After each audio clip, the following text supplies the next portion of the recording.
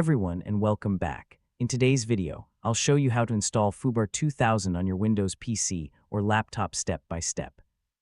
If you're looking for a fast, lightweight, and free music player with excellent audio quality, foobar2000 is a great choice. By the end of this video, you'll have it installed and ready to use.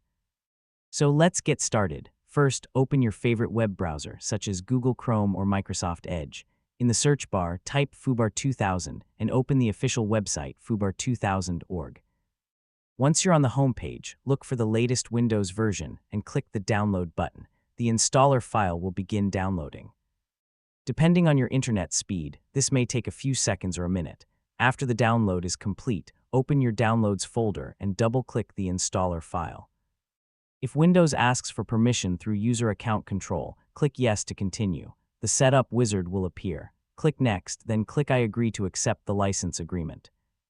Now choose Standard Installation, which is recommended for most users. If you prefer a portable version, you can choose Portable Installation instead. Leave the default installation location unless you want to change it. Click Install and wait for the installation process to finish. When the installation is complete, click Finish. foobar2000 will open automatically. If it doesn't, you can launch it from the desktop shortcut or the Start menu. To play music, click File, then select Add Files or Add Folder, and choose the songs you want to play. foobar2000 supports popular audio formats including MP3, FLAC, WAV, AAC, and OGG, and that's it. You have successfully installed foobar2000 on your Windows PC.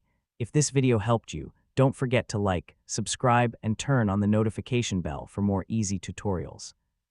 If you have any questions, leave a comment below. Thanks for watching, and I'll see you in the next video.